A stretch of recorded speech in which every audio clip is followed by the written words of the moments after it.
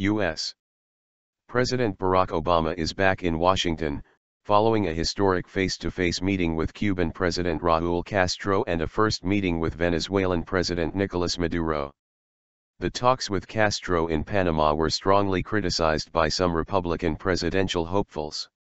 U.S. Senator Ted Cruz of Texas said in a statement, "Keeping up a disturbing trend of this administration, President Obama is in the process of striking another very bad deal, now with the communist dictatorship of Cuba. President Obama's approach gives the Castros exactly what they want: economic relief and legitimacy on the international stage."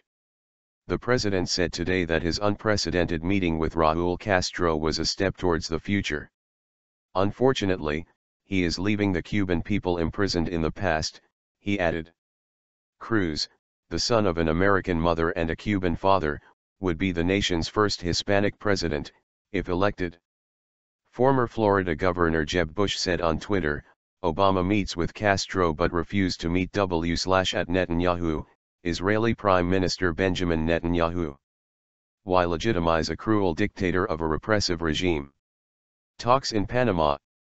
The historic talks in Panama, on the sidelines of the Summit of the Americas, came after Obama and Castro announced in December that they would move to normalize ties between the United States and Communist Cuba after more than a half-century of animosity. Obama characterized his meeting with Castro, the first sit-down between leaders of both nations in 50 years, as candid and fruitful, while the White House said Obama voiced support for a peaceful dialogue between Venezuela's government and the opposition during brief talks with Maduro. The president also said he will review recommendations to remove Cuba from the list of state sponsors of terrorism, another step that needs to be taken before embassies can reopen in Washington and Havana. Historic meeting. This is obviously a historic meeting. The history between the United States and Cuba is obviously complicated, and over the years, a lot of mistrust has developed, Obama said. But Obama said it is time to turn the page, and Castro agreed, saying, "I think that, fundamentally, what the U.S.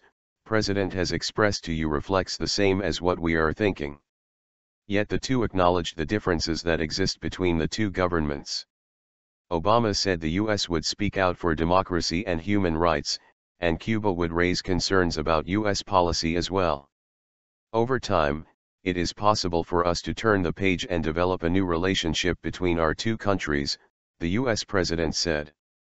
As for Castro, he told Obama he agreed with all the points he'd made and said he was open to discussion, "But we need to be patient, very patient. We might disagree on something today on which we could agree tomorrow," he said. The Cuban leader said his government is willing to discuss all issues, including human rights, if those discussions are respectful. After Castro spoke, the men stood and shook hands. At a late afternoon news conference, Obama said that his trip to Panama City for his third Summit of the Americas reflected a new era of U.S. engagement in the region. He said that part of his talks with Castro involved how to promote greater opportunities for the Cuban people, and how access to education could be expanded throughout Latin America. "We are focused on the future and on what we can build and achieve together," he said. Majority support. In response to a question, Obama said his outreach to Havana had majority support in the United States and overwhelming support in Cuba.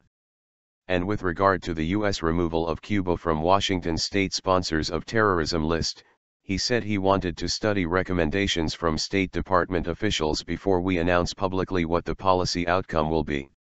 Obama called his talks with Castro, two previous visits by phone and Saturday's personal encounter, candid and fruitful. "We are able to speak honestly about our differences and concerns in ways that offer the possibility of taking bilateral relations in a different direction," he said. "What has been clear through the summit," he said, "is the unanimity that the leaders of Latin America think this is the right thing to do. They see the possibility of a more constructive dialogue that ultimately benefits the Cuban people. I am cautiously optimistic that, over coming months and years, this will lead to a different future for the Cuban people." Asked whether his outreach ended the policy of regime change in Cuba, Obama said, We are not in the business of regime change. We are in the business of making sure the Cuban people have freedom and chance to shape their own lives. Cold War is over. But the US leader wants to focus on the future and says he is not caught up in ideology. The Cold War has been over for a long time and I'm not interested in having battles that, frankly, started before I was born, Obama said. Obama said he came to the summit to boost his engagement with the hemisphere. At this summit, an event usually ignored by the US media, a handshake and words of conciliation marked the start of a major shift of the landscape.